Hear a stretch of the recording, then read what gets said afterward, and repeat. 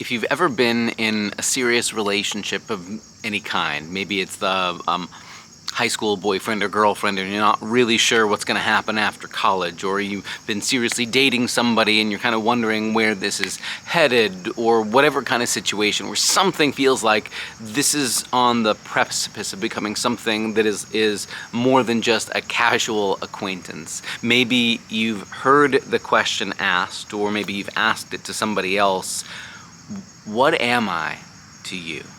It's one of those questions that can be both disarming and full of hope, right? Sometimes it feels like the relationship is on a knife's edge, and depending on how the answer comes, what am I to you? Am I just a friend? Is this just a fun fling for the summertime before we both go off to college and really start our lives? Am you just a rebound while I'm getting over a heartbreak? Or is this something serious? Are you the one, right? If you've had somebody ask you, what am I to you? Or if you found yourself asking that question about somebody in your life, yeah, who are they to me? What is this relationship? You know, it can either be devastating and mean things are about to fall apart when we don't all agree on what we thought this relationship was, or it can be the beginning of an amazing adventure. If you get to the point of saying in your life, you're the one, it means on the one hand, you are willing to stake your life on building everything around this relationship. What's the old Fleetwood Mac song? I've been afraid of changing because I built my life around you. When you build your life around somebody, it can feel really, really scary because now I'm putting all my chips on you. And on the other hand, it can feel like this is exactly what I'm supposed to do with my life.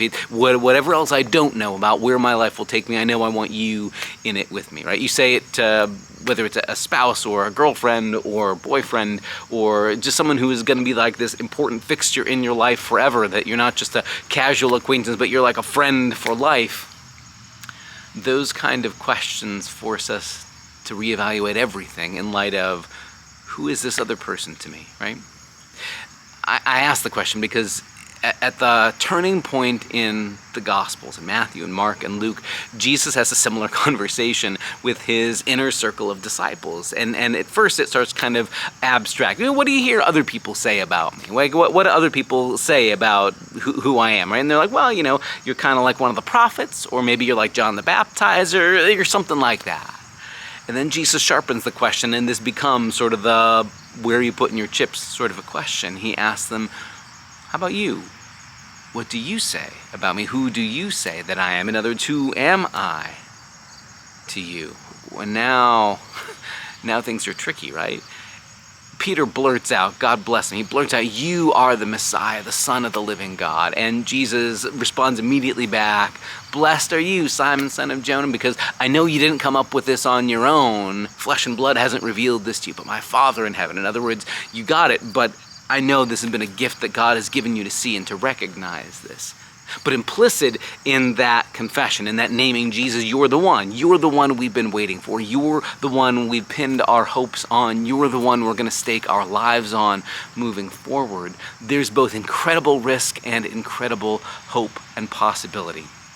What I mean is, if Jesus really is who Peter confesses him to be, if Jesus really is God's chosen, anointed Messiah, the chosen one, the Christ, the one they've all been waiting for, then what Jesus says about how the world works is right, even if it flies in the face of conventional wisdom.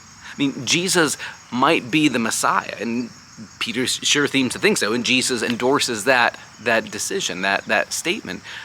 But Jesus doesn't look like what a lot of people expected, right? Plenty of people are expecting a king in the mold of old King David, right? Who was everybody remembered as the king during the glory days when we had power and status and wealth and armies expanding our territory.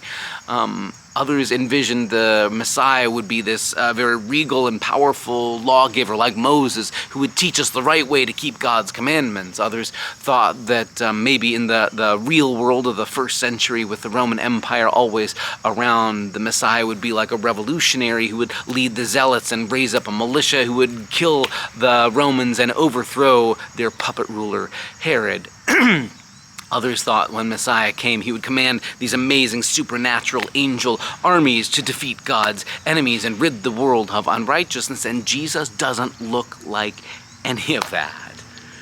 Jesus looks like suffering love. Jesus looks like washing feet. Jesus looks like loving enemies. Jesus looks like welcoming outcasts to the table. Jesus looks like making space for doubters and people with wobbly faith.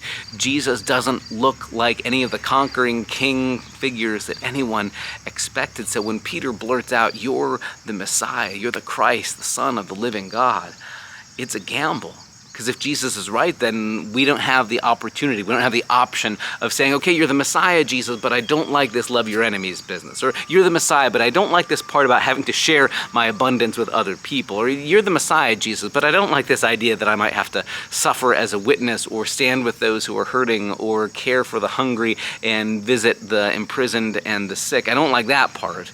I just want you to be my mascot." That we are much more comfortable with. But Jesus doesn't offer us that option. He doesn't give that to Peter either. To confess Jesus as the Messiah means Jesus' way of seeing the world is God's way of seeing the world. That God's way of ruling the world ultimately looks like a cross and resurrection, not like armies marching in, conquering and destroying and defeating with glory and power and wealth and status.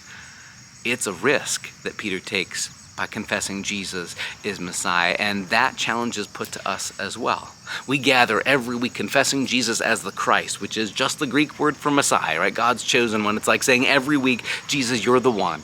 Who am I to you? You're the one. You're the one we're pinning our lives on." So will we dare to let that change the way we face everything else?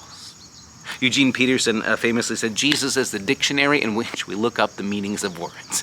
In other words, once we let Jesus be the center of our lives, the meaning of everything else shifts in light of who Jesus is. That's what's at stake as we consider this story this Sunday, with Jesus' question to Peter and Jesus' question to us, "Who am I to you?"